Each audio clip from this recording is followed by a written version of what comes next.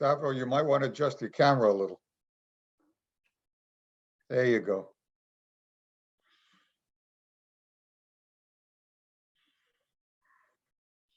I see Ismini's a professional. Not really. Thank you. You're on. You can hear you.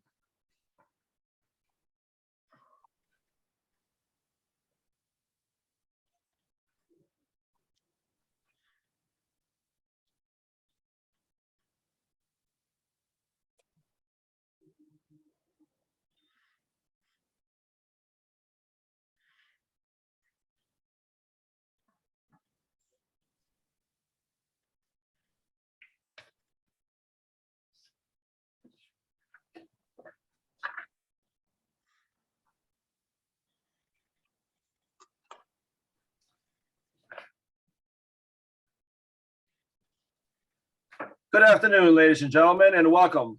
My name is Nicola Aragakis, President of the American Hellenic Institute. On behalf of AHI, our nonprofit independent Greek American Public Policy Center, it is my pleasure to present our next installment of our virtual speaker series, a forum in commemoration of the 100th anniversary of the Smyrna catastrophe.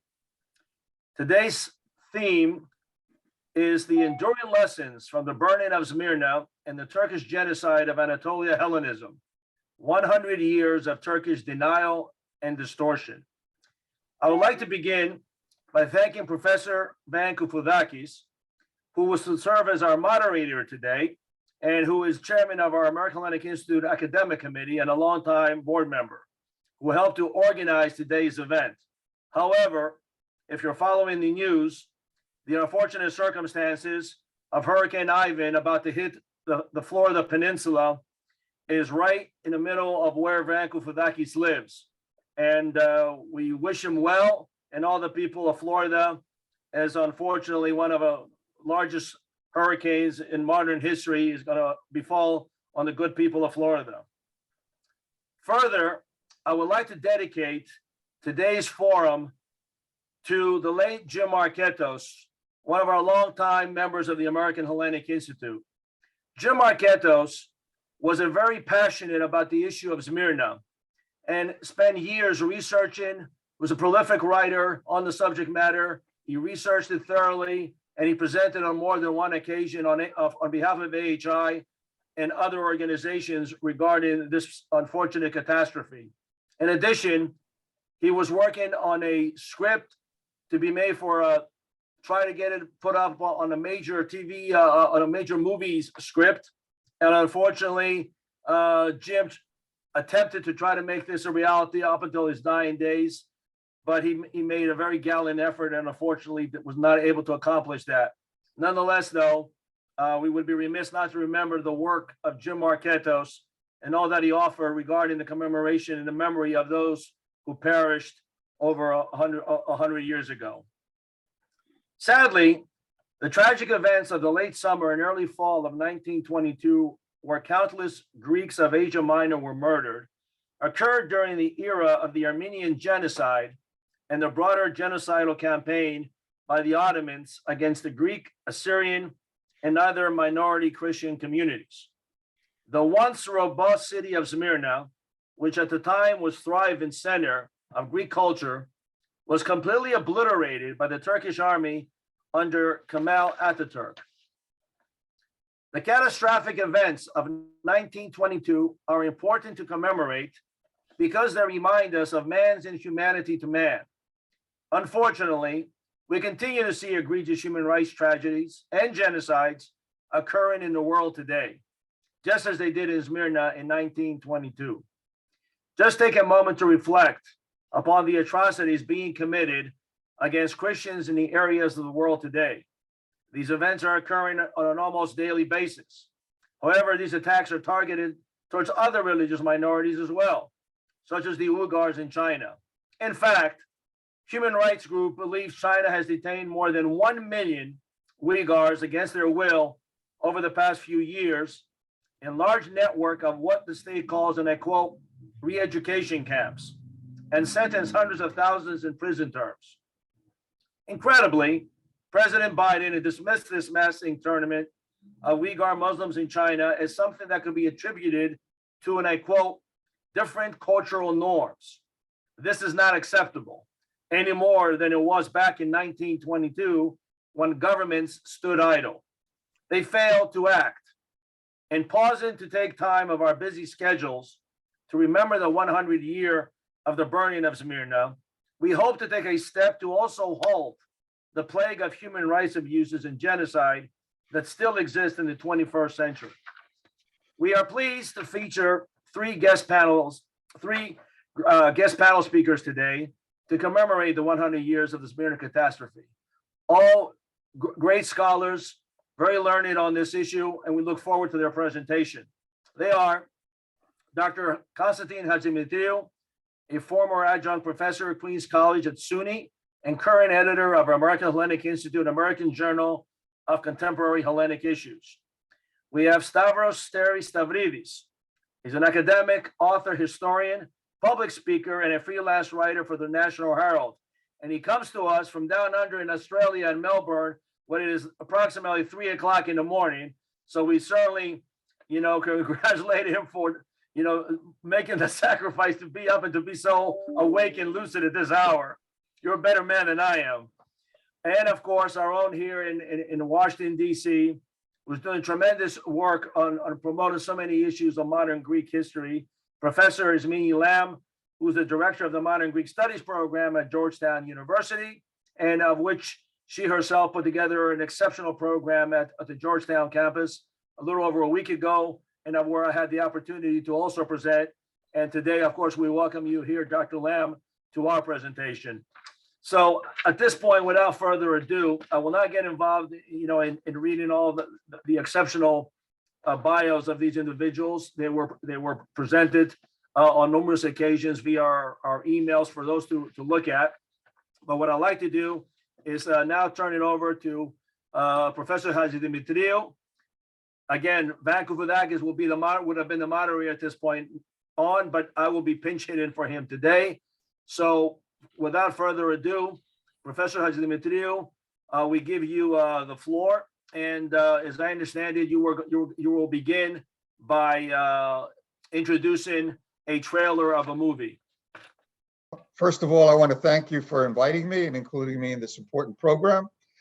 We begin with a trailer for a movie that was a documentary that was made by the Pontian and Asia Minor Center in Chicago, George Mavropoulos.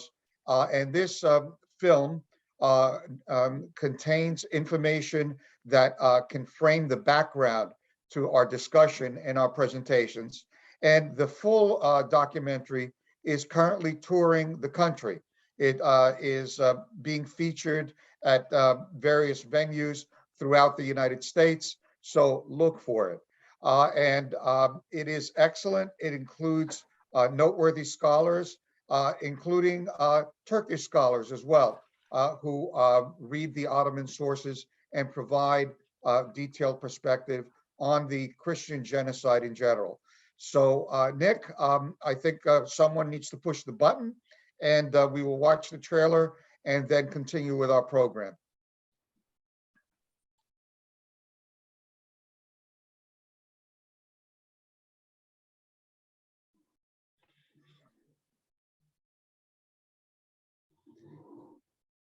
We're not getting sound. I know.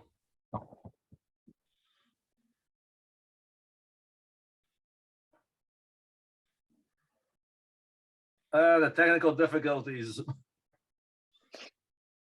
Always technical difficulties. Here we go. Something different happened starting in 1915. For the first time, a government decided to target for extermination a group of its own citizens. Turkey for the Turks. Essentially, they did not want these people to exist in their traditional home. It was part of a Turkification policy. I would call it a lethal nationalism, a lethal Turkish nationalism, hatred and fear of the other. They were in charge of burning alive the people, they were in charge of massacring the people, they were in charge of deporting. It was a central order. You have to blame the Turkish government, because without the Turkish government, this would never have happened. These were the deliberate, systematic acts by a government to get rid permanently of an ethnic group. It met the full definition of what the United Nations has said is genocide. When the Turkish Ottoman state targeted its Greek, Armenian, and Assyrian population, it became the model for how genocide played out ever since. No matter what the Turks thought they were doing to preserve their country, the inhumanity can never be justified. Marching out for 8, 9, 10 months is a long way, long way. That night, my little sister died, and it was heartbroken. My mother comes from Turkey near the Black Sea. She's a Pontic Greek.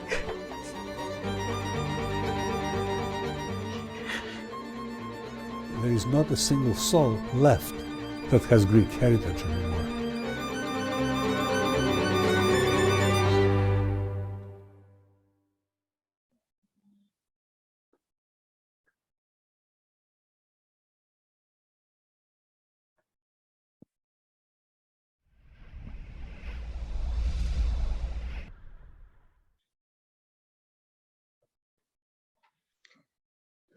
It's actually a little shorter than I expected.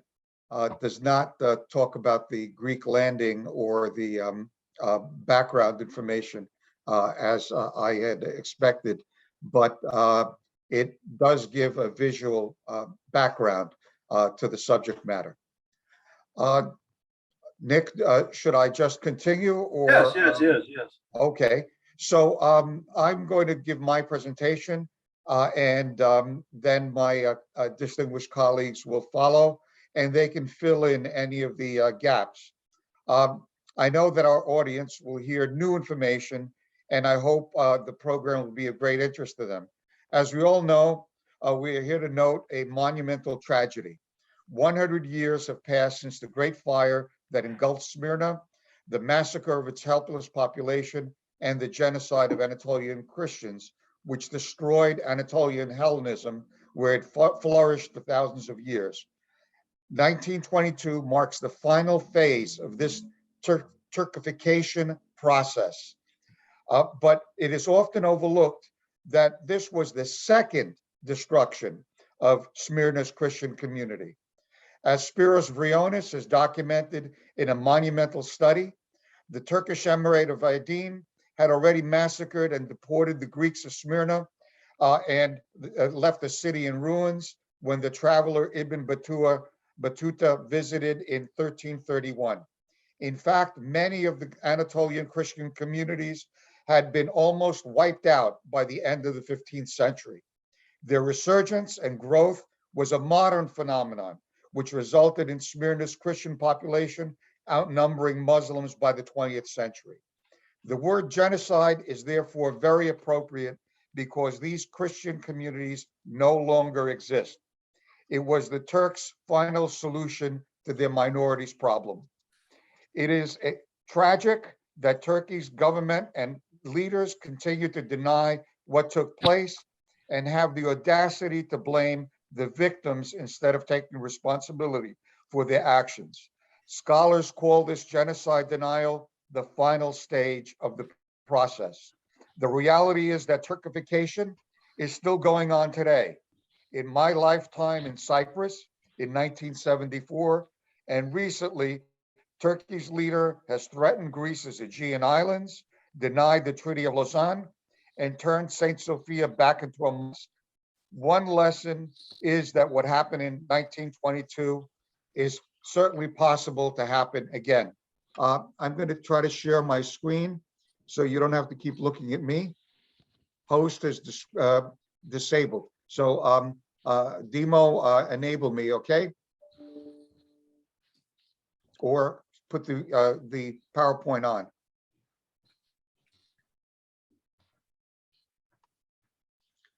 Okay. Okay, so he's going to share the screen. I'll ask you to advance the. Okay.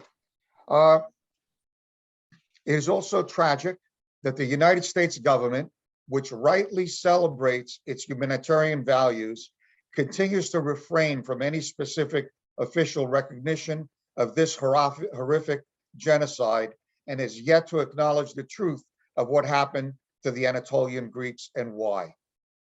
That this is the case despite what its own documents reveal, and it continues a pattern that began in 1922 and exists today, which uses political and economic interests to absolve the Turks of their guilt and distorts and covers up the truth. These tragic events are not just an academic exercise. For me, it's all personal because I am the son of Anatolians. My mother, Ellie, was born in Budza, a beautiful suburb of Smyrna, one of Hellenism's communities, which tragically, like so many others, no longer exists. Slide, next slide. I came to this subject because of a key, the key to our lost home, and because the catastrophe was something that I learned about as a child. This is the document that my family that escaped from Smyrna just barely with their lives right after the fire. It was issued in Chios, and that's my mother, the little one in the front. My grandparents always hoped to go home to their Hameni Patrida, lost homeland, but they never did. It has taken me over 30 years to piece together the story that I will summarize for you. My purpose was not just to find out exactly what happened, but to find proof that the Turks deliberately set fire to the city and slaughtered hundreds of thousands of innocent people and why they did so. The results of my research were published in a 2005 book, and I added to it in a detailed article in 2012. I am happy to announce that this past summer, my book appeared in a new updated modern Greek edition to mark the centennial. Slide 3. If I have time, I will show you 2 new documents concerning the US cover-up, which were not included in my previous studies. The precise number of the Greek population of Asia Minor and the numbers killed and expelled between 1909 and 1924 have been a topic of controversy. Using archival data, I concluded that a minimum of 735,370 people were systematically massacred, and at least about 1 million more were ethnically cleansed and forced to leave as part of the so-called exchange. This resulted in what Turks call Turkey for the Turks. The events leading up to Smyrna's destruction have been covered in lethal nationalism. At least I had hoped so. So I won't repeat them. Suffice it to say that Smyrna, always a large cosmopolitan city, swelled to a population of over 400,000 with refugees from all over Anatolia in September 1922. The American consul there was a brilliant man called George Horton. Professor Lamb will discuss him in detail, and I strongly urge anyone interested in this subject buy the new book by Christopher and Ismini Lamb. It is indispensable on this subject. Horton's boss was Admiral Bristol, the American High Commissioner in Constantinople, who despised Greeks, Armenians, and Jews, but admired the Turks and promoted American business with them.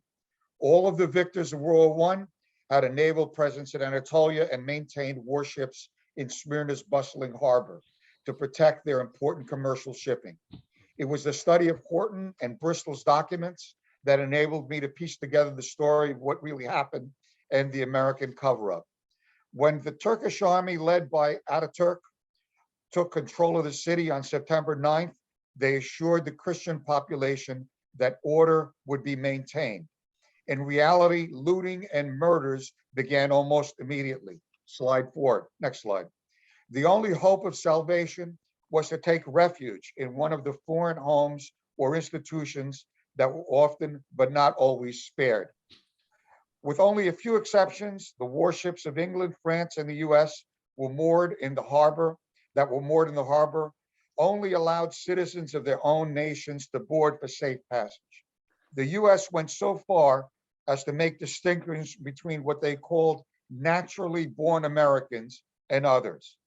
Thousands were put in concentration camps and then marched into the interior to be massacred. Others were killed in their homes or in the streets. Women were raped and murdered. The city's Greek metropolitan, Chrysostomos, was turned over to a Turkish mob, which tortured him and literally tore him to pieces. When Horton wired Bristol and the State Department to tell them what was happening, their response was that they were confident that the Turks would be kindly and benevolent. During the next 4 days, the pillage spread and accelerated into all Christian sections of the city. The large fleet of foreign commercial and warships in the harbor were instructed not to intervene or interfere with the Turkish slaughter. On the 13th of September, Turkish troops deliberately set fire to the European sections and made sure that it spread through the use of petrol. Slides 5, 6, and 7. And we have a map which shows you where the Armenian and Christian quarters, the Turkish quarter, the Jewish quarter. So everything above the Jewish quarter was involved in the fire. Fleeing the flames, over 200,000 desperate and terrified Christians gathered along the city's long waterfront in order to escape the flames and begged the ships anchored in the harbor to let them escape by sea.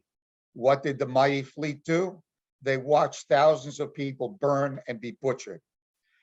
They pushed refugees back into the sea and played music to drown out their screams. Next couple of slides.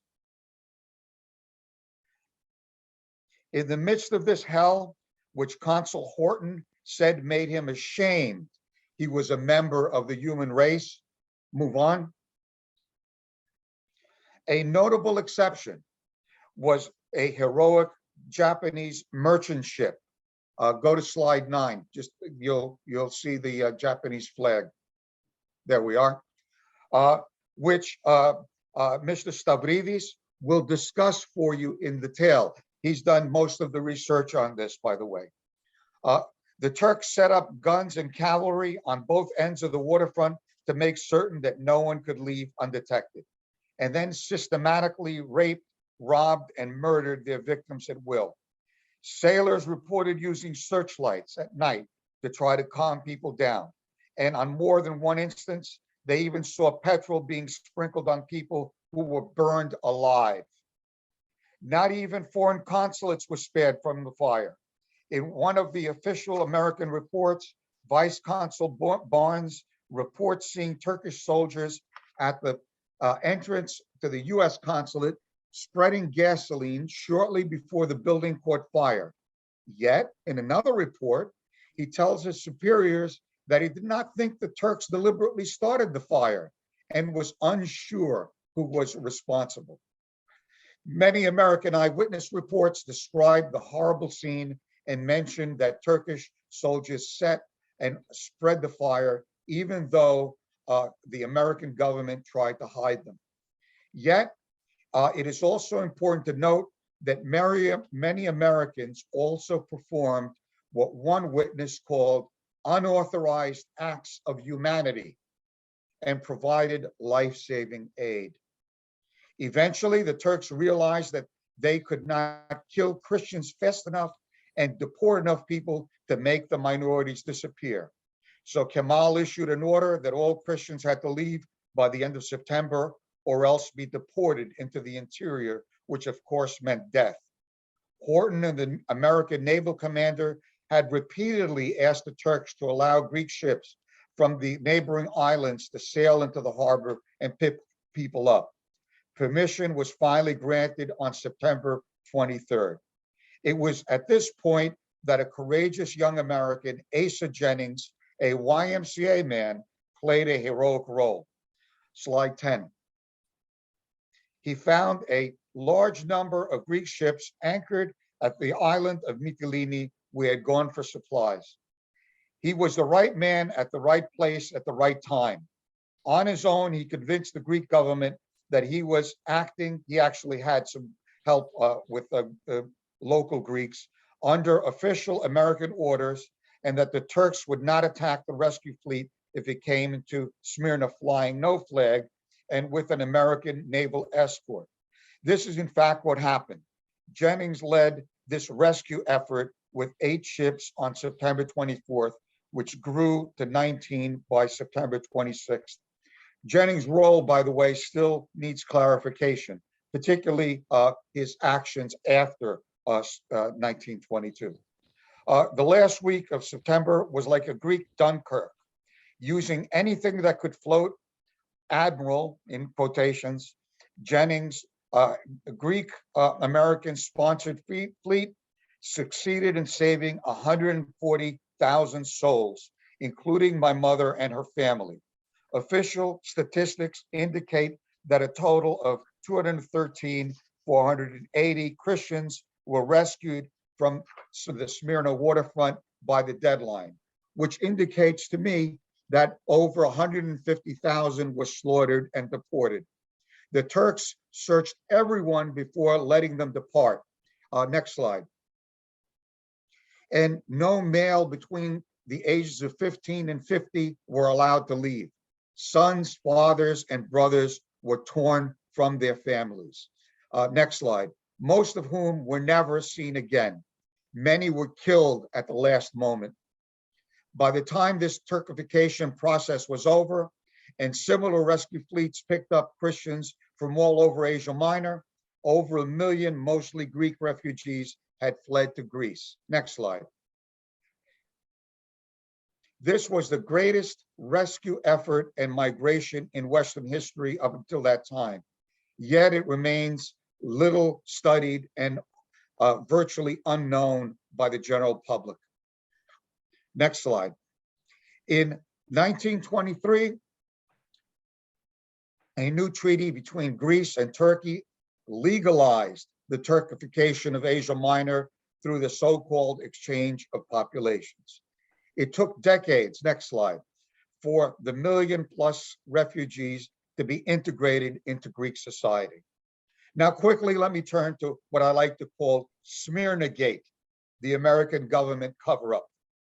I am not the first to call attention to the fact that the American government minimized Turkish culpability for political and economic reasons. As is well known, Consul Horton was forced to flee the American consulate, which was burned in the Great Fire. He was so outraged by his experience in Smyrna that he wrote a devastating indictment of the behavior of the Turks entitled The Blight of Asia in 1926. In order to bring out the truth of what really happened into the open. He not only related details of what he himself saw, but gathered together and reproduced the testimony of other Americans, particularly missionaries who corroborated the opinions and accusations he made in his book. Earlier, another American official involved in relief work, Edward Bierstadt, also wrote a book with the revealing title, The Great Betrayal, which concluded that the Treaty of Lausanne was signed in oil and sealed with the blood of Greeks and Armenians. He too called attention to a cover-up of Turkish responsibility for massacres and Smyrna's destruction. The US State Department considered both of these accounts biased and ignored and minimized them.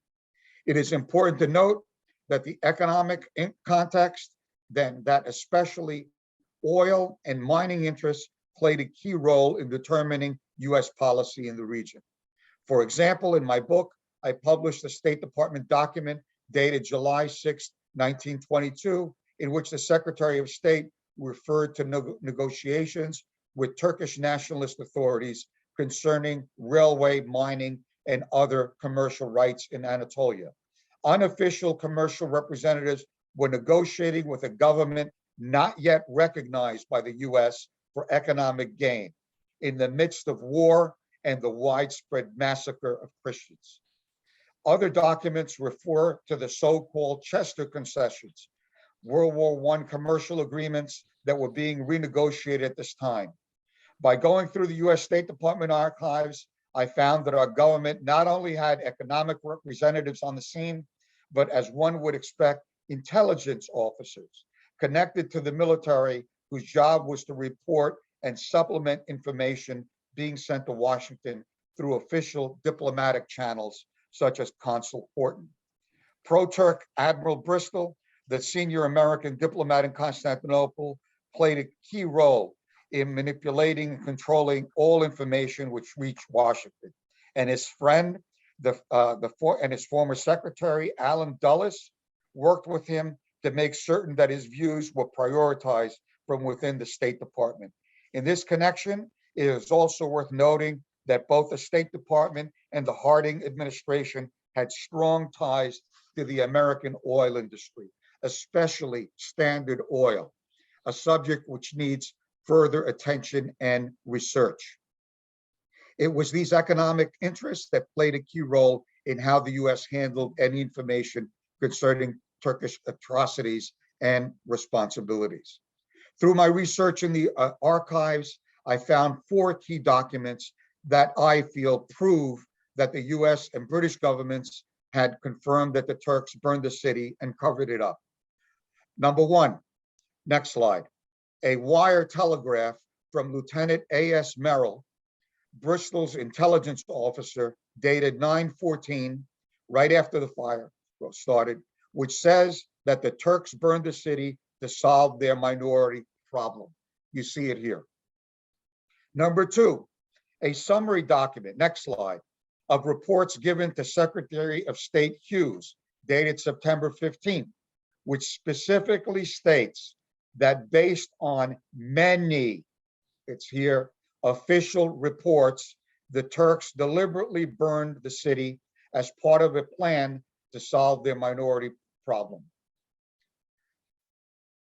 Next, Merrill kept a diary that became part of the official record, number 3, and was put into the State Department archives. In it, he recorded that 2 American sailors that were stationed ashore reported to him that they had seen Turkish soldiers throwing rags soaked in oil into homes to spread the fire, and elsewhere repeated his opinions that he believed the Turks burned the city as a matter of policy to prevent the Christians from returning. And finally, we have a lengthy, you see it here, confidential British document sent to the State Department, which indicates that based on numerous reports, they had determined that the Turks had systematically burned the city as part of a deliberate policy. And they asked if the United States had similar information to share.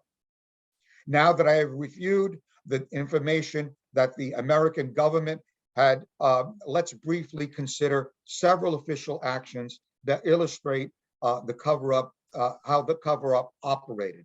And by the way, in the Lamb's new book, there are other documents that they cite. I haven't reviewed the book entirely yet, but I was impressed by lots of other State Department documents which they've uncovered, which agree with all of what I'm saying for you here.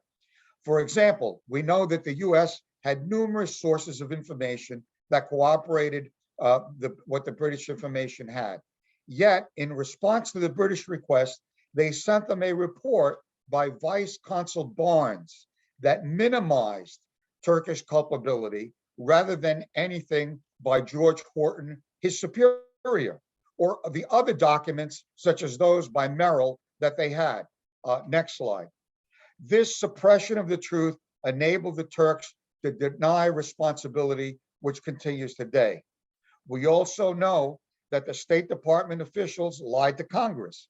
For example, when Henry Cabot Lodge, a prominent US senator with ties to the Greek American community, sent an official inquiry dated February 24th, 1923 to the State Department as to what happened in Smyrna, and specifically asked what happened to the consulate and who was responsible for the fire, the secretary responded in this way.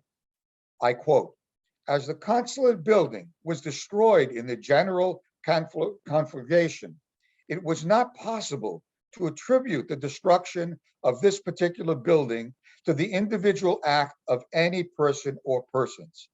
As far as the document is, the department is informed, the authors of the fires, apparently of incendiary origin, which brought on the Smyrna the fire, have never been apprehended, nor their identity discovered. On this point, conflicting evidence has been received by the department, and various antagonistic racial groups in Smyrna have attributed the origin of the fire to each other." Obviously, they were not willing to say what they knew to be the case. In fact, the State Department knew that the Turks burned the consulate since two Americans, Vice Consul Barnes and Clifton Davis, a Red Cross official, both saw them do it, and Davis even put his hands in the mud that they had created, and it smelled like petroleum and gasoline mixed together. Yet the State Department reported to the senator that they did not know who was responsible. We also have a lengthy and detailed document written by the Near East Division of the State Department, which suppressed and distorted the information it had about the fire and massacres in order to minimize and counter the accusations made by Bierstadt in his famous book.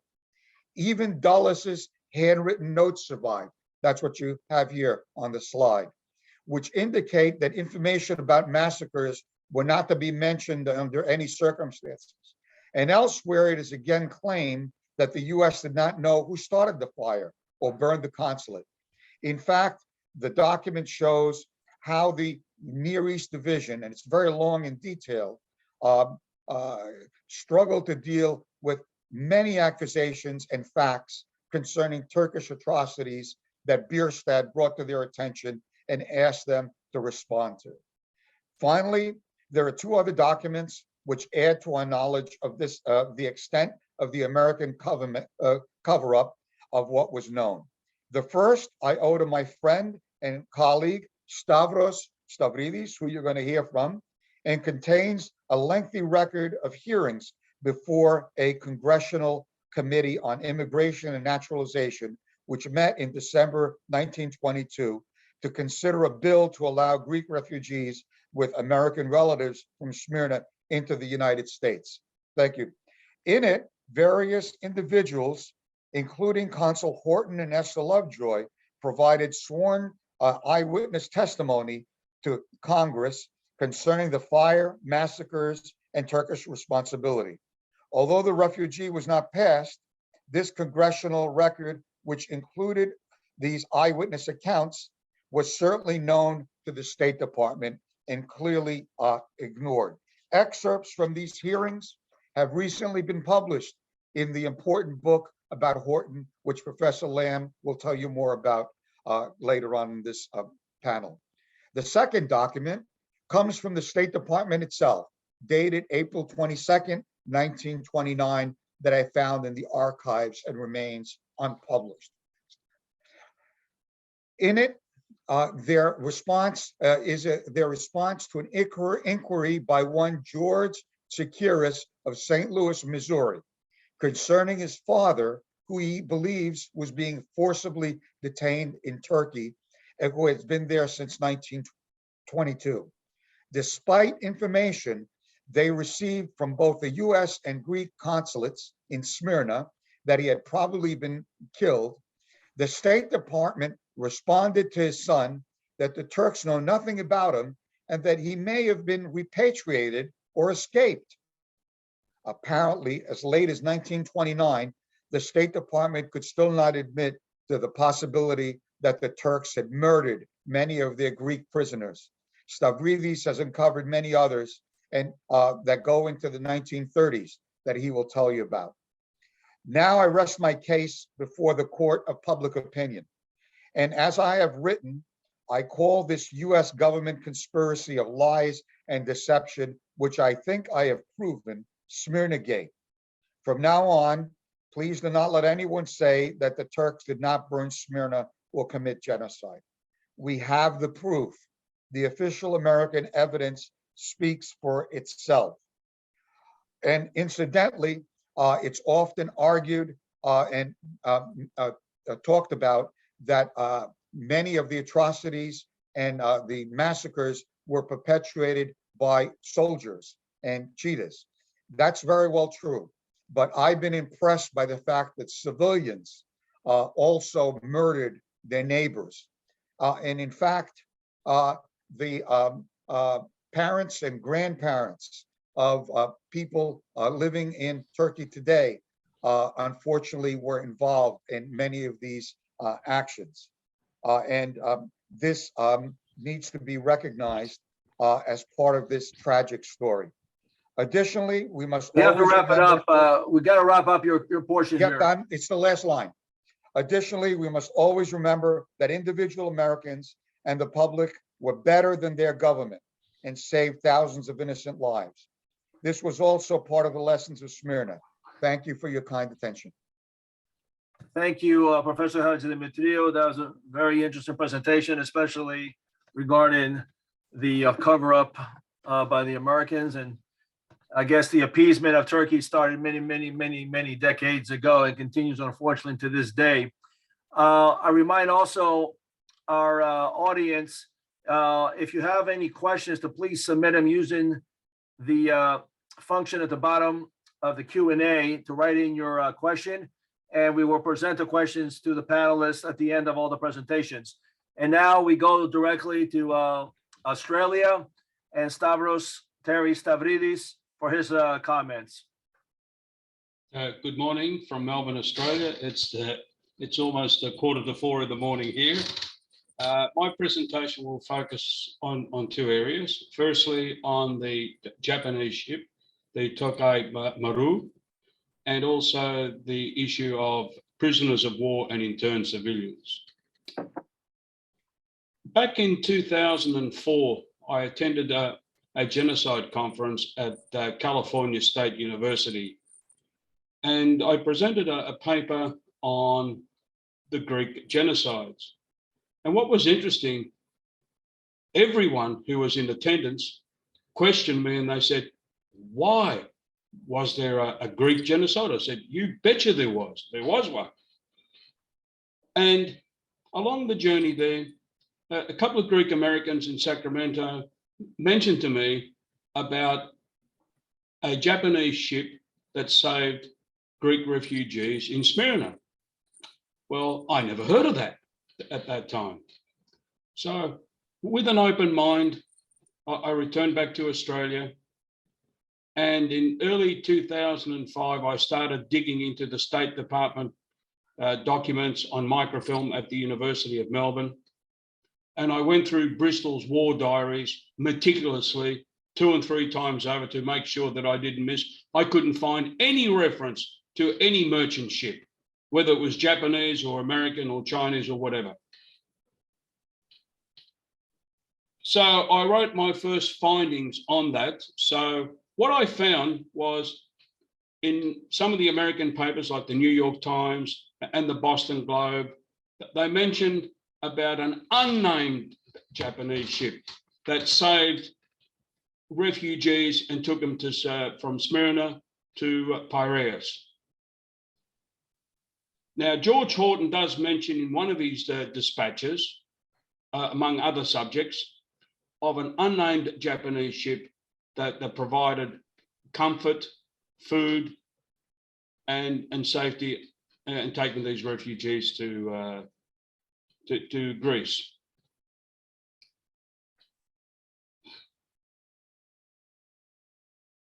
I was really very disappointed at the start that I would think that I would have found the name of this ship. Anyway, fast track. Some 14, 15 years later, our late friend Dan Georgiakis approached me to write a special article for the American Journal of Contemporary Hellenic Issues on this ship.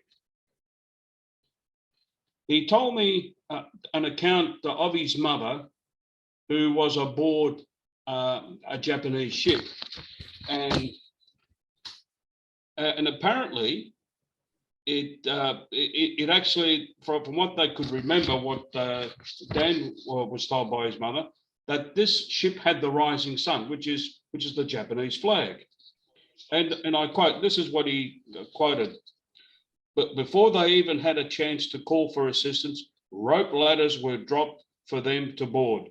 My mother had become so weak that she feared she would lose her grip and fall into the sea. But Greek adults boosted her from behind until she neared the top of the ladder, where a sailor reached over the side to scoop her to safety.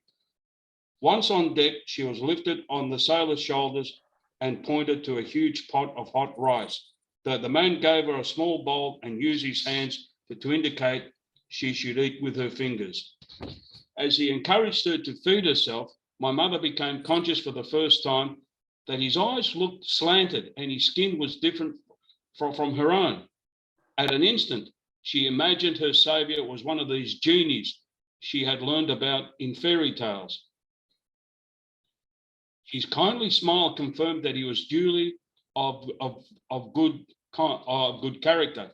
Looking around, she felt the boat was filled with magical beings, an impression greatly enforced when she saw her brother being carried on side." So we hear the mention of a Japanese ship. Another lady, Phyllis or Kiki Sambos, talks about her grandmother relating about a Japanese ship. But Kiki actually doubted the existence of this ship. But she, later in her life, she actually was very sorry that she doubted her grandmother's account. And the thing is that both stories I relate to a Japanese ship saving these Greek refugees, and I thank Dan Georgiakis and Kiki for bringing this information available. As I've been searching for this ship, I finally struck gold, and I discovered the name of the Japanese ship, the Tokay Maru, which was published in the Athens newspaper Embros on September 4th, 1922. That's the old style. Under the heading, "The Brave Stance of the Japanese, Japanese Philanthropy." A little while later, a similar article in another Athens newspaper, AHI, published on September 4th, provided the name of the Japanese captain, a Mr. Liu. Well, obviously, Mr. Liu doesn't sound Japanese, but whatever it is, he's described as Japanese in article. In the Embros article, that the Japanese captain was touched by the massacres and refugees' appeal and sent out a small craft to pick up as many refugees as possible. That the Kemalists circled the boats, threatening to sink them. He told the Kemalists that in case of even harming a refugee's hair, he would consider it as an insult to the Japanese flag and would demand immediate satisfaction. Seeing that the Japanese captain meant business, that the Kemalists decided to leave the refugees undisturbed to board the ship, and the Japanese action was one of bravery in the wake of Turkish threats and a dramatic display of humanity. The Athene article states that 823 refugees arrived at Piraeus from Smyrna, who showed gratitude and had tears in their eyes for the noble and charitable initiative of the Japanese captain and his officers in bringing them to a safe place. When the Turks tried to ban the loading of the refugees, Mr. Liu considered these poor souls as having the protection of the Japanese flag, Moreover, he was ready to provoke the intervention of the Japanese High Commission in Constantinople if the Turks offended the Japanese flag. That the courageous Mr. Liu took a risk. The Kemalists allowed the refugees to leave Smyrna, but there was no way that Count Uchida, the Japanese High Commissioner, would have acceded to such a request by the Japanese captain, since he was known for his pro-Turkish sympathy. Furthermore, Embros is the only paper that published an editorial on the Japanese rescue effort on September 7th, 1922. And it actually says that the Greek organizations were fixated on the four powers, Great Britain, France, Italy, and America. And the heroic efforts of Japan is not even mentioned. Until upon further investigation, I found that the Eleftheros Typos and Estia published in the shipping columns on September 4th and September 6, 1922, that the Tokyo Maru, a 4,000-ton vessel, was to depart from Piraeus for Chania and Heraklion Crete, and then on to Alexandria, carrying both cargo and passengers. Details regarding the ship could be obtained through the shipping agents Alevras in Athens.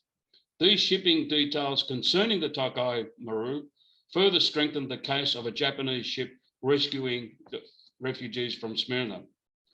The Japanese scholar, Dr. Nonako Murata, published an article entitled "The Memory in Crisis," a Japanese ship helping out Greek refugees on the quay of Smyrna in September 1922, which is available, which I found back in 2018.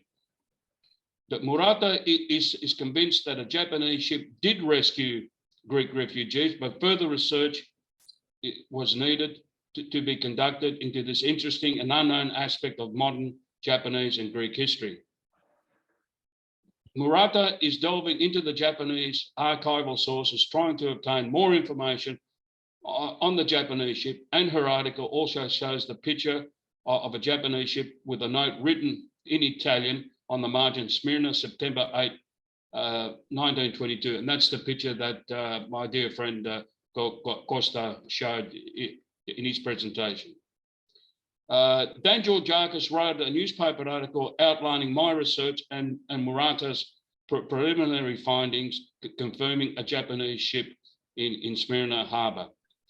I'm also pleased to see that Mr. Zachos Samoladas has researched and produced a cartoon version of the Japanese ship, and this can be found on YouTube.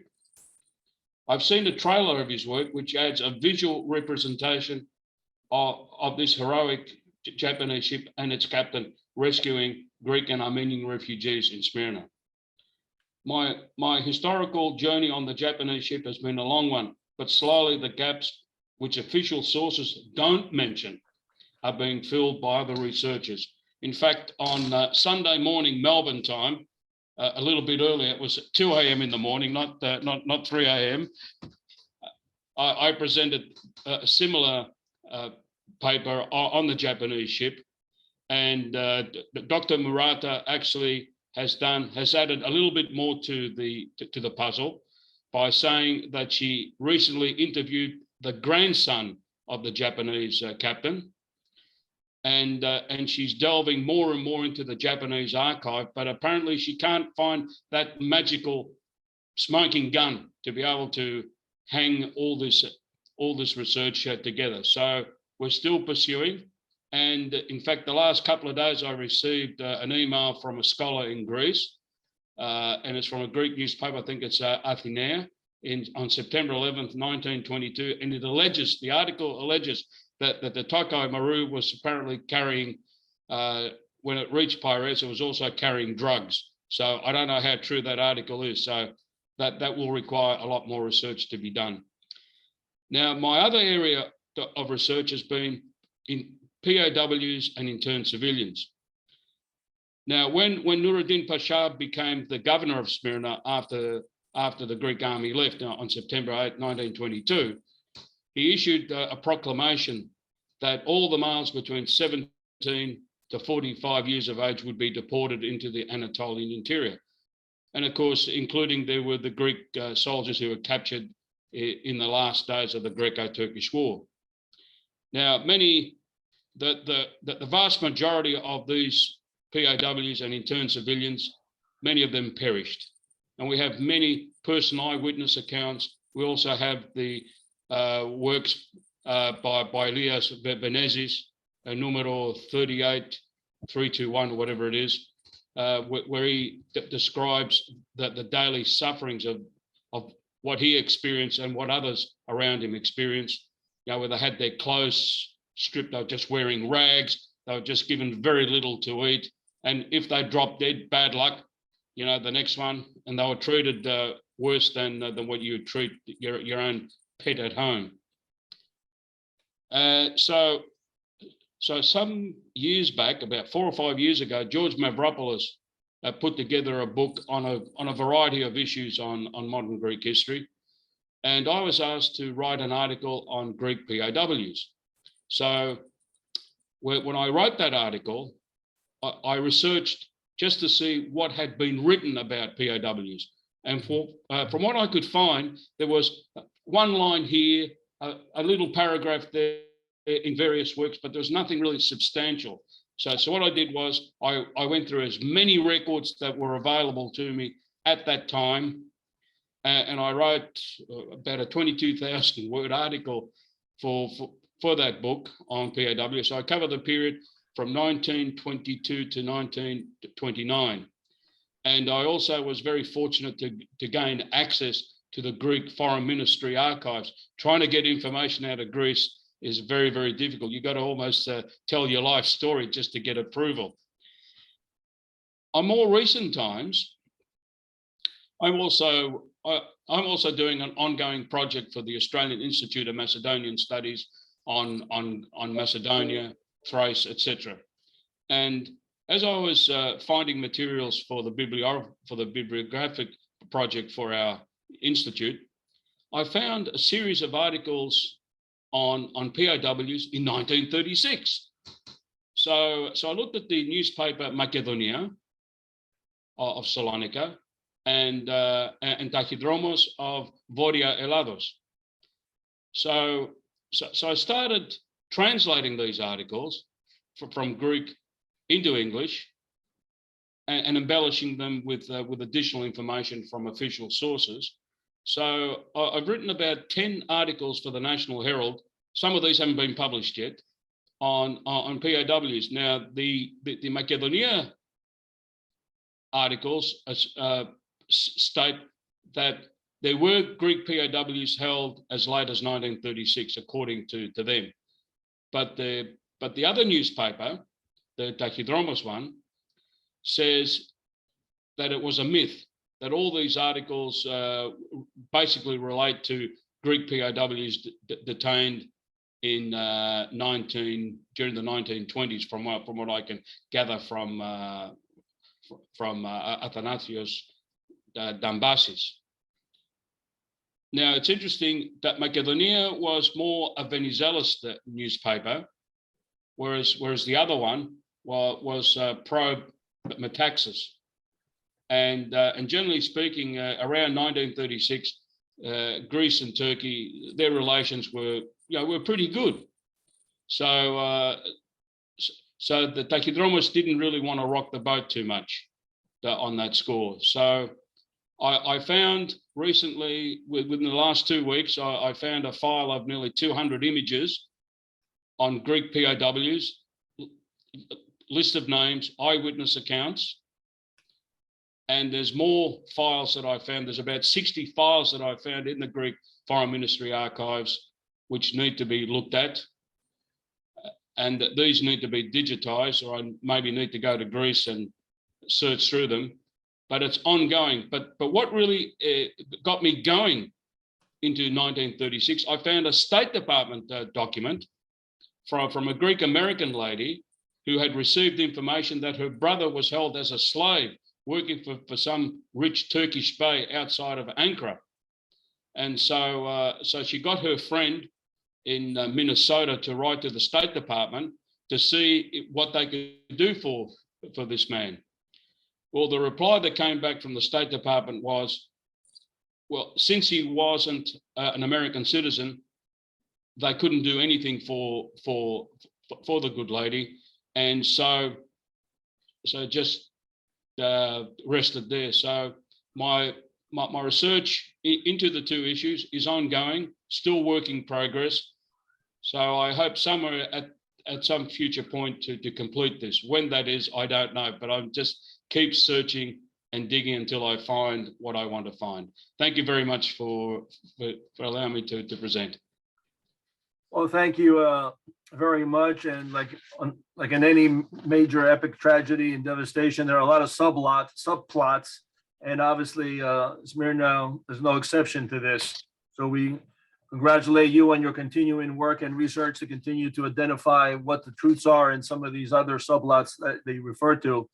Now with our going through our cleanup hitter, I'd like to call on Professor Ismini Lamb to finish out the panel presentations here today, and then to remind our audience to submit their Q&A for the end of the panel presentations when we get into the question and answer. Professor Lamb.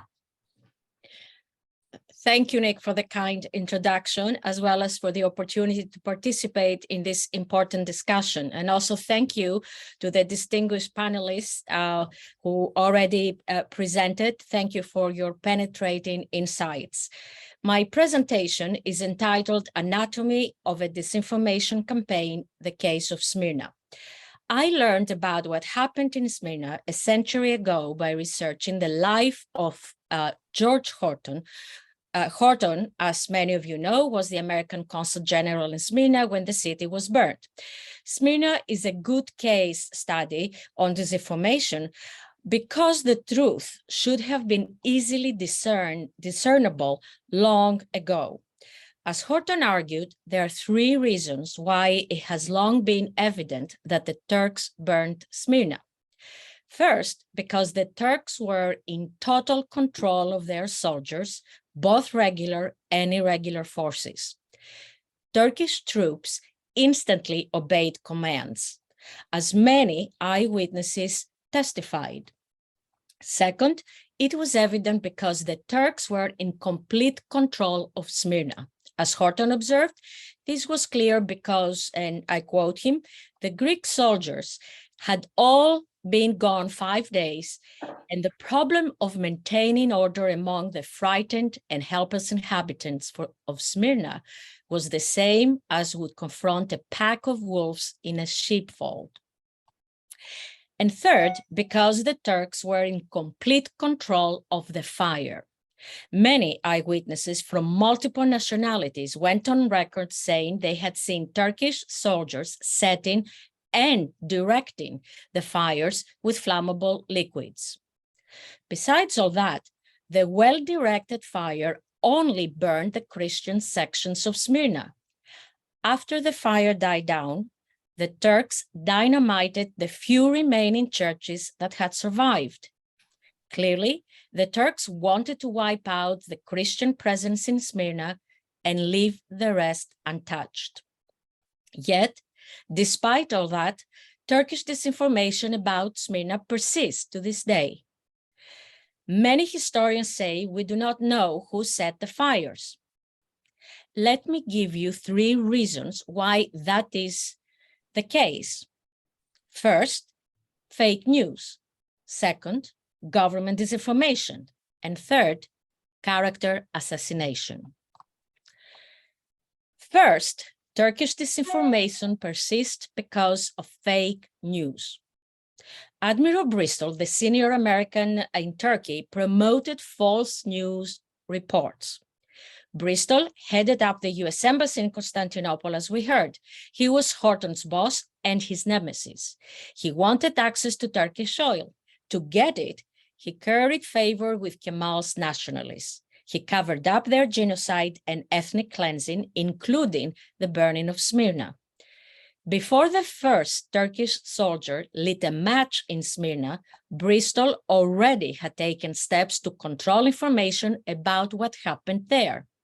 He transported journalists from Constantinople to Smyrna on his Navy ships, but only after the journalists promised to promote his and only his narrative, that is, Bristol's narrative. And they did just that. As one source notes, Bristol's reporters, particularly Constantine Brown and John Clayton, sent accounts from Smyrna that were, and I quote, at shocking variance with every other eyewitness account of the city. These reporters told their readers Turkish troops were disciplined and well-behaved. Clayton, in fact, reported, and I quote, that the apprehension of fear-ridden Smyrna had turned to amazement. After 48 hours of the Turkish occupation, the population had begun to realize there are not going to be any massacres. While he was writing that, Allied naval officers on ships in the harbor were using binoculars to watch the Turks raping, slaughtering, and maiming inhabitants in the Armenian quarter. Yet, thanks to Bristol, from the very beginning, there were these conflicting news reports to muddy the waters about what really was going on in Smyrna. The second reason Turkish disinformation persists is the official government disinformation. The Italians, French, and Soviets armed, financed, and even advised Kemal's forces. They also promulgated his disinformation. So did the US Department of State. Here, I will use the French to illustrate the point. French officials in Paris argued, and I quote them, all news charging the Turks with the burning of Smyrna has come from London via Athens. In other words, they wanted people to believe the news was Greek propaganda spread by British friends in London. This claim was manifestly false. American eyewitnesses were already on record stating the Turks started the fires. René Puot, a reporter for the French newspaper Le Temps, also contradicted his government, reporting French and Italian witnesses who saw Turkish troops setting the fires. Even so, the French government kept repeating their false narrative. When Lloyd George bluntly stated on September 23rd that the Turks had burned Smyrna, French officials responded that they were, and I quote them again, convinced that the Turks cannot be blamed for burning Smyrna. A few days later, the French Foreign Office officially exonerated the Turks. It announced that France was quite satisfied by saying that there was nothing to justify the holding of the Turks responsible for the burning of Smyrna. So, early on, other governments were echoing Bristol's fake news, which reinforced confusion about what actually happened. And third, Turkish disinformation persists because of character assassination. Bristol maligned the most credible and influential American source of Smyrna, George Horton. Horton was a well-known, well-respected Near East expert whose reports were held in high regard. Bristol went to great lengths to attack Horton's credibility. We describe all of this, of his skullduggery in our biography, which was, I must say, astounding. Here, I only have time to outline some elements of his deception. The first thing Bristol did was to get Horton out of Smyrna. Horton fought a long battle with Bristol and his chief of staff, Captain Hepburn, over evacuating naturalized Americans on U.S. Navy ships. Horton knew the naturalized Americans were in danger. In fact, the Turks had already killed some of them. But Bristol and Hepburn refused to evacuate, wanted to promote the fiction that the Turks were on best behavior. Horton tried to force their hand by reporting Turkish atrocities and pretending to consider assuming responsibility for British interests after the British evacuated. Well, to prevent that, Bristol agreed to evacuation, but only if Horton left also. Then, after getting Horton out of Smyrna, Bristol defamed him. He painted Horton as a frightened and bewildered old man unable to perform his duties. He said Horton was worried excessively about the danger of his wife's relatives in Smyrna.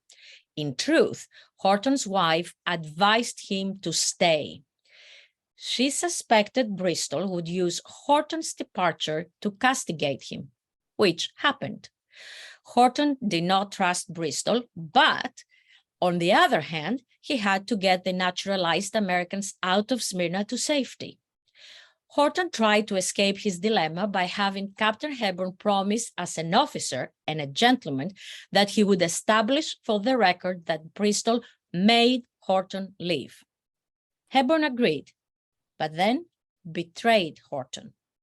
He admitted Horton was told to leave, but falsely stated that was because Horton was psychologically and physically breaking down under the strain. With Horton gone, Bristol co-opted Horton's inexperienced Vice Consul Maynard Barnes. Bristol ensured Barnes received a double promotion and increase in pay in exchange for promulgating Bristol's narrative. Barnes agreed. On October 5th, Bristol prompted Barnes to retract his earlier statement that Turkish soldiers set the fires. Barnes obliged, stating the men he saw lighting fires were Turkish uniforms, but that did not prove that they were Turks. And then Bristol and Barnes got rid of Horton's other vice consul, James Park. Like Horton, Park was sympathetic to the native Christians being massacred. In fact, one famous man Park saved was Aristotle Onassis. He hid Onassis in a roll-top desk during a Turkish police search and then dressed him as an American sailor and hid him on an American ship. Worse, from Bristol's point of view, Park was intervening on behalf of naturalized Americans in Turkish concentration camps, something that the Turks resented. Bristol and Barnes agreed Park had to go. Barnes declared Park too inexperienced to be helpful, and Bristol recalled him to Constantinople in early October. Only Barnes was left to handle the crushing workload in Smyrna. An avalanche of so-called welfare and whereabouts inquiries was generated by Americans who lost relatives in Smyrna. Barnes ignored them. Meanwhile, in Athens, Horton wrote long reports exposing Bristol's disinformation. Bristol retaliated with more fake news. He had Larry Rue of the Chicago Tribune write a false story claiming Horton, and I quote him, rushed up to American correspondents appealing to them to write massacres, massacres. This was pure fiction, but it went into the newspapers anyway. Not long thereafter, a Turkish agent in New York used the report to attack Ambassador Morgenthau when he made a speech condemning Turkish behavior. There is much, much more about all of this in our George Horton biography, but I am out of time. Allow me to close with an observation about how to combat disinformation and promote truth about Smyrna or any other topic for that matter. Horton knew the Department of State whitewashed Turkish atrocities, including the burning of Smyrna. In private letters, he noted the State Department was, I quote him, taking a very active part in the suppression of the real facts of what has happened in the Near East. Horton said he wanted to make sure that deception would boomerang, and that is his word. Horton's superiors tried to silence him, but Horton insisted that the United States was not, and I quote him again, a good country of intimidation, to try any of the old Russian methods of intimidation in the matter of freedom of speech. Today, we need that same kind of determination to promote truth. Every American can and should fight for truth and transparency. In that regard, I want to acknowledge Dr. Kostas Hadjidimitriou of AHI. Marjorie Housepian-Dopkin was the first scholar to reveal what really happened to Smyrna with her groundbreaking 1971 book. However, Dr. Hadjidimitriou was the first to expose the Department of State cover-up with his 2005 book, American Accounts Documenting the Destruction of Smyrna. Dr. Hadjidimitriou also called for more research to sustain his thesis and expose disinformation on Smyrna, and it has slowly emerged. In 2008, Giles Milton published Paradise Lost. In 2012, Robert Schenck gave us America's Black Sea Fleet. In 2016, Lou Uranek released his authoritative book, The Great Fire. And a few months ago, our own book, The Gentle American, came out. All these books document Turkish culpability with compelling primary sources. Many people do not have time to write books, of course.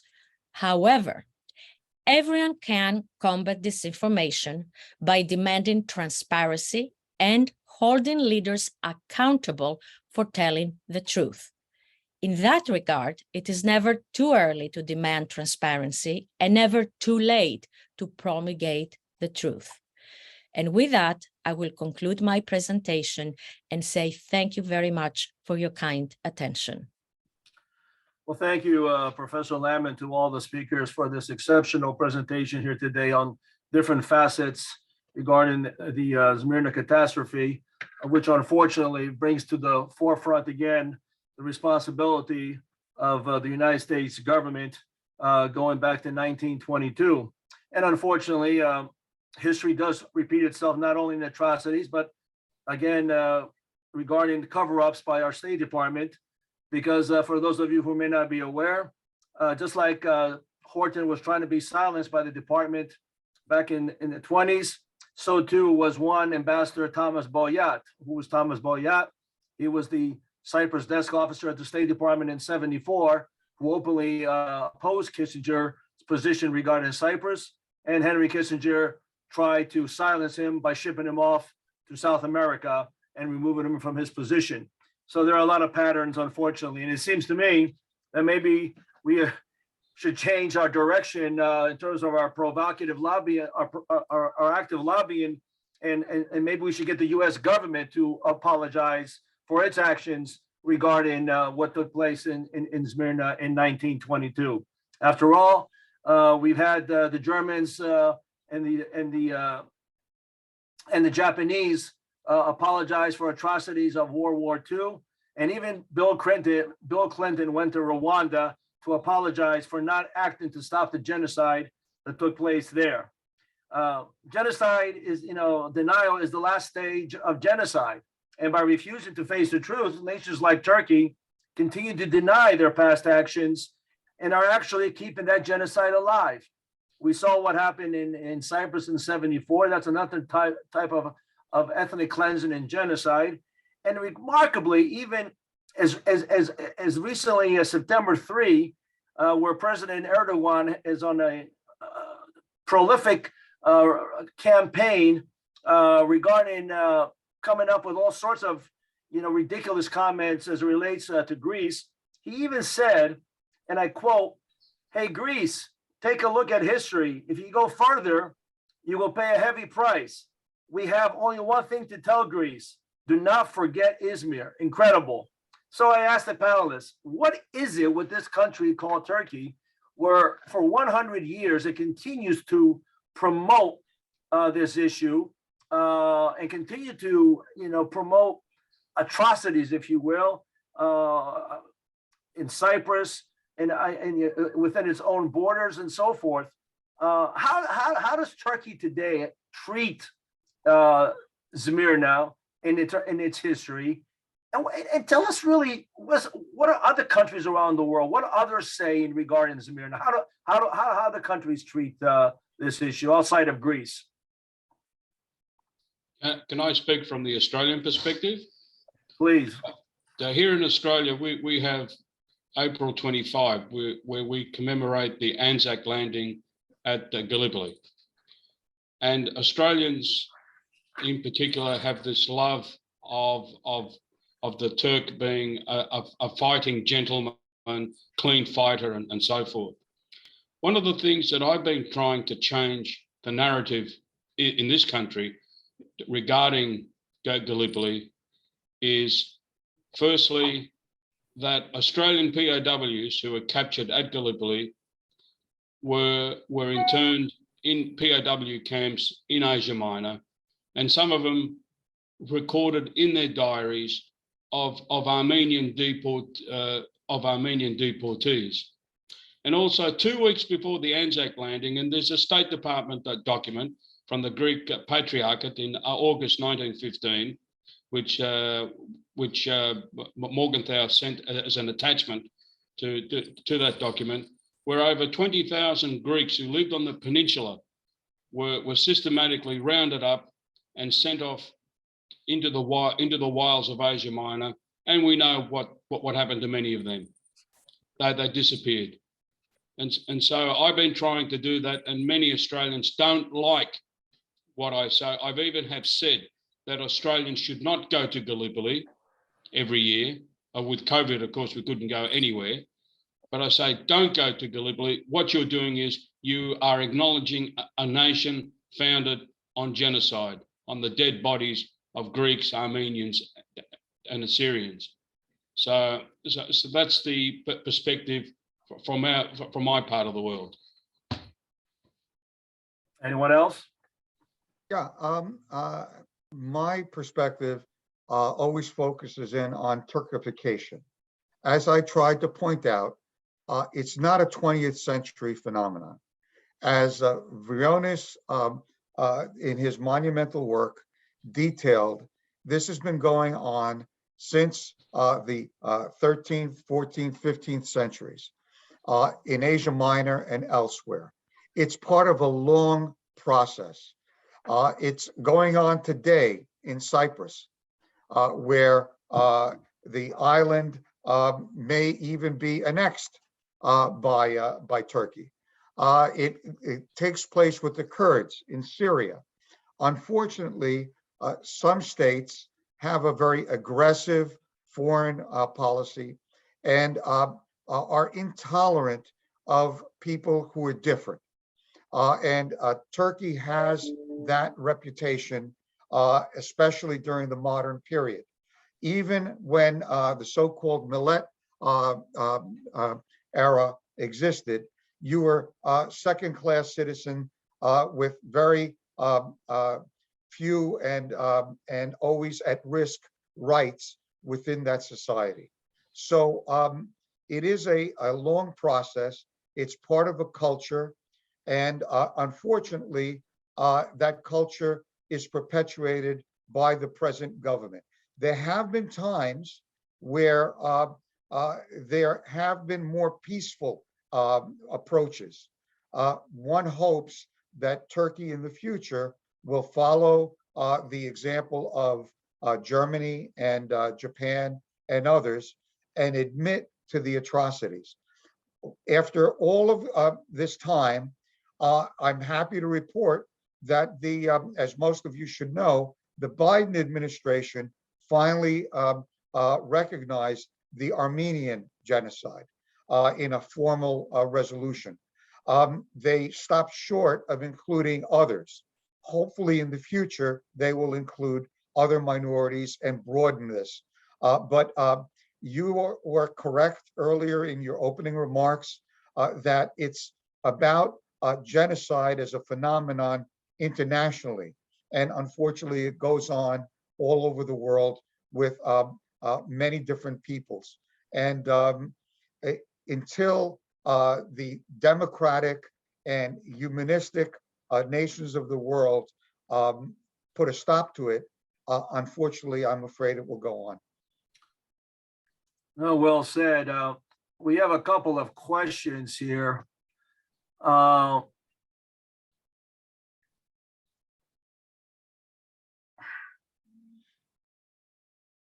guess here's one from Ambassador Dimitris Chikouris. He writes, I guess in terms of the heroic efforts of peoples, he mentioned someone, the role of a German military advisor, Otto Lehmann von Sanders, and the notorious Prussian Field Marshal Baron von der Goltz Pasha.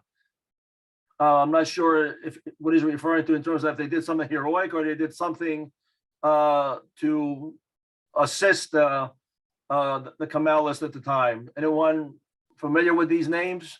Yes, the man von Sanders was a German officer who became an Ottoman commander who led the Ottoman army at Gallipoli.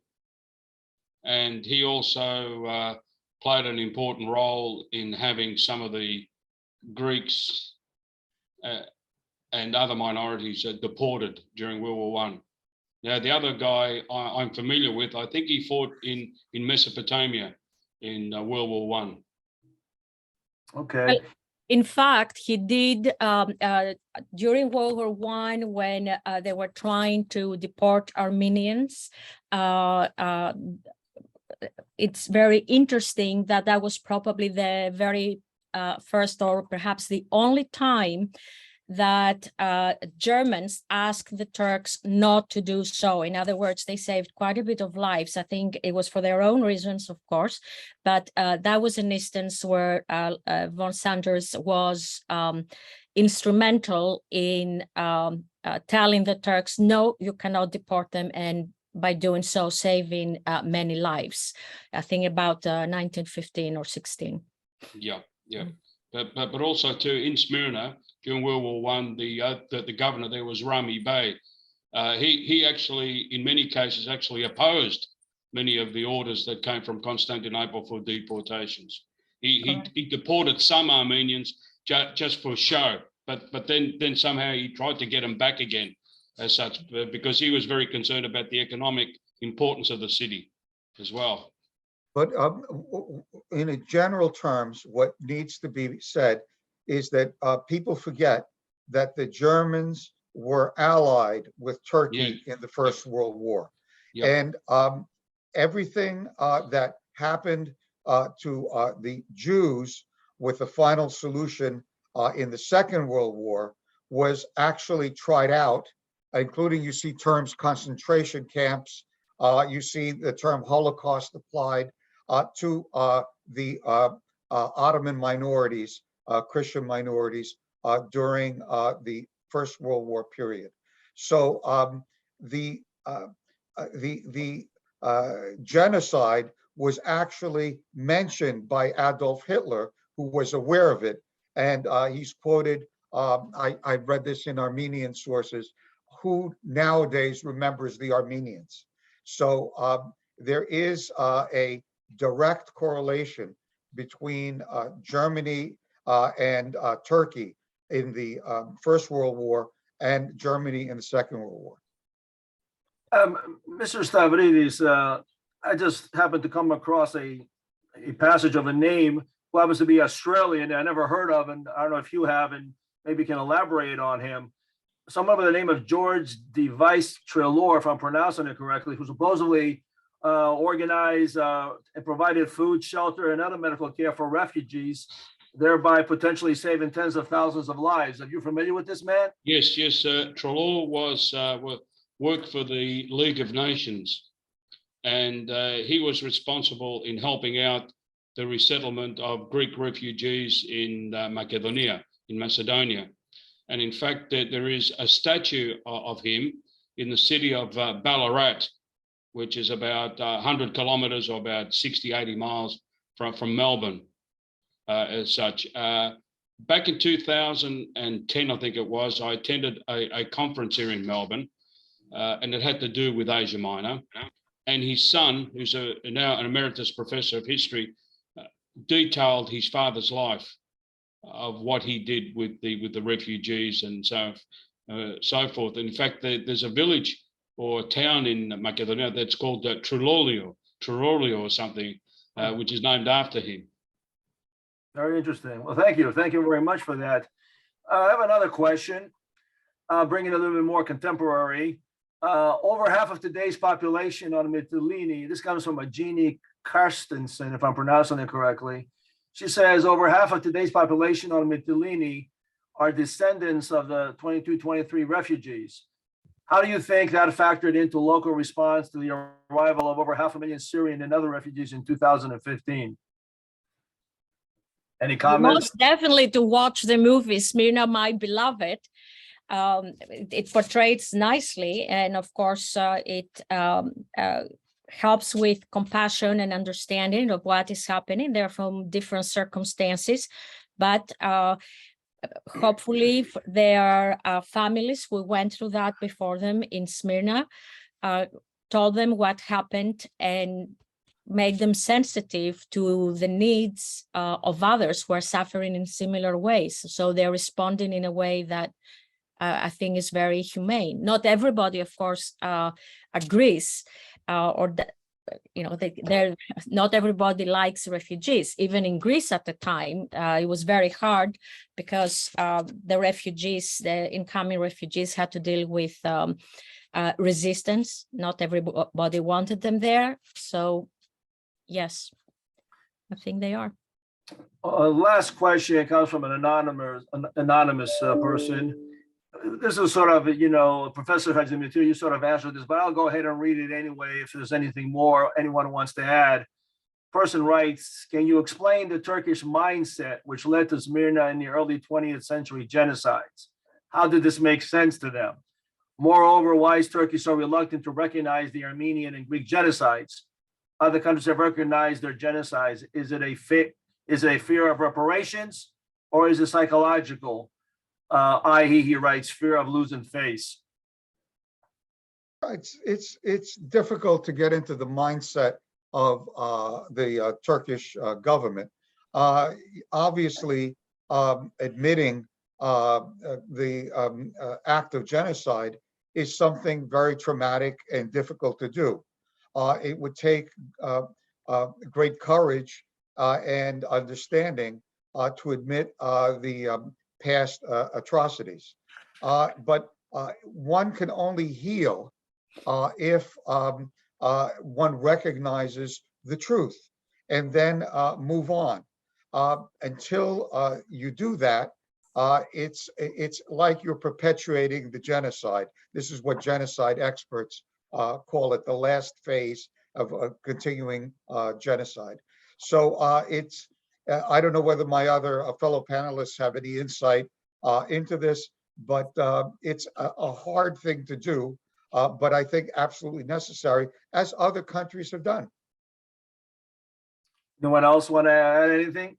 Well, I couldn't agree more. I think healing is very important, but to have healing, first you have to admit it and repent in a way, and we don't realize it, but as Corrie ten Boom said, when you forgive someone, no matter how much they've hurt you, you set a prisoner free, and that prisoner is yourself, and we can apply this to a nation. So yes, I couldn't agree more with Dr. Hadjidimitri. I'm just wondering whether the whole thing is that, besides what our dear friends have just mentioned now, the issue of reparations, because I've heard from Armenian sources that if Turkey ever says, yes, we did it, and we're sorry and all that, the Armenians are ready to hit them with some pretty big bills to pay up. But I don't think that would happen, of course, as such. But I also have been thinking from this perspective, if I was Mustafa Kemal in 1919, and I'm a Turk, if I can put myself in their place, when he's seeing his country being carved up, British, French, Italian, and so forth, you know, he'd probably say, well, I don't like this. I like my country to be one as such. But of course, that doesn't justify the slaughter of innocent men, women, and children as such. But anyway, it's that genocide is a horrible thing. And, you know, to kill another human being, it just makes me cringe. Makes me cringe. Nick, if I could mention something from the American context, I think, you know, we've emphasized and talked about the disinformation and the cover-up on the part of the United States government. But I tried to emphasize also that individual Americans and the American people were better than their government.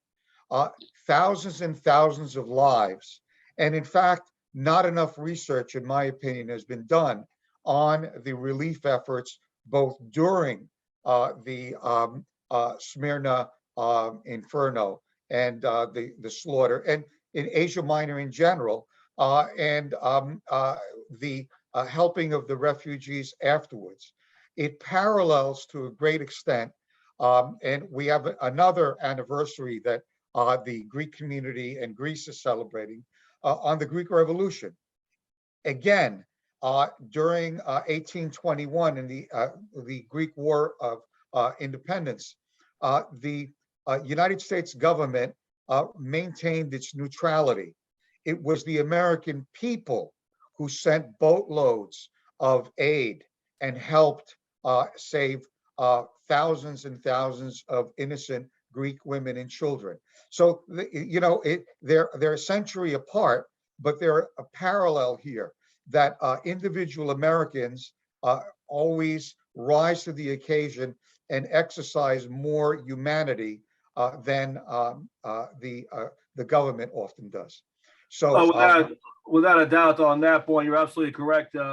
American citizens are maybe the most kindest, most contributing in philanthropy of maybe any peoples around the world. However, can I just interject there, Nick?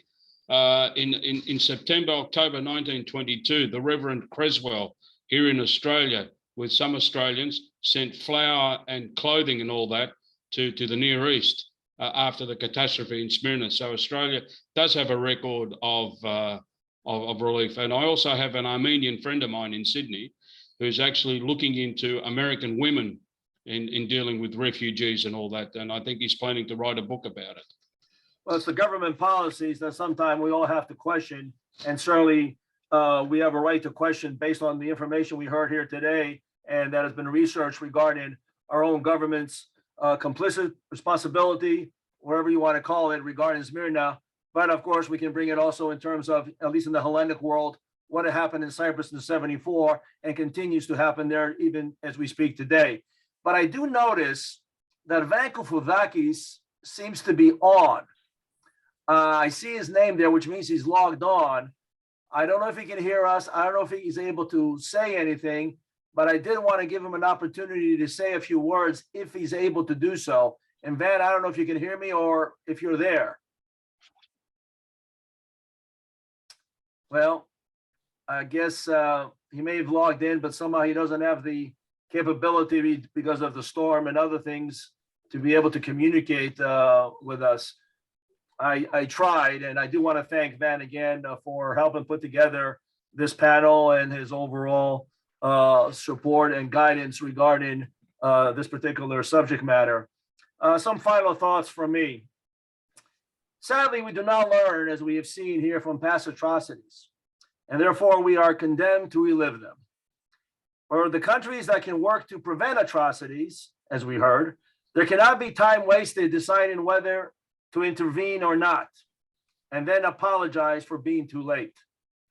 If we in the West are to speak our principles of democracies, of democratic values, human rights, the rule of law, and the most recent in vogue term, international rules-based order, we simply cannot be selective.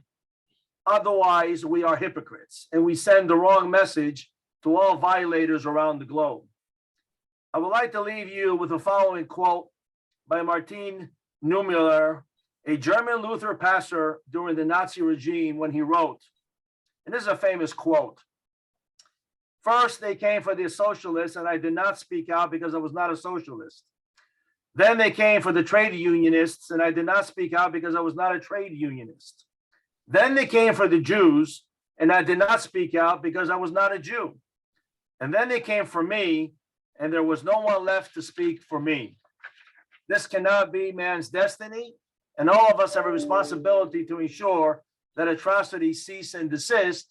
And it's the reason why the American Hellenic Institute every year makes sure we commemorate, so we let's not forget the atrocities that took place against man from man in 1922, and they need to stop repeating themselves.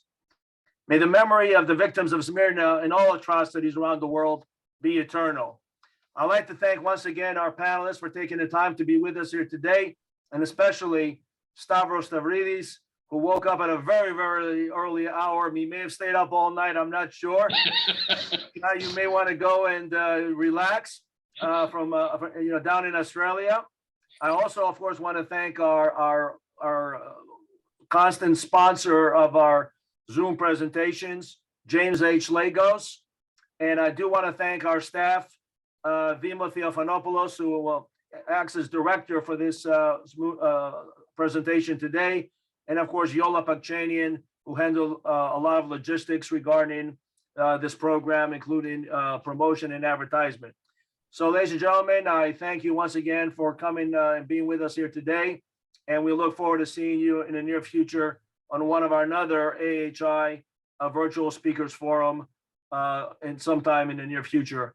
Once again, wishing everyone a good afternoon, and thank you once again to our speakers. Have a good day, everyone. Thank you. Bye. Thank you. Bye-bye.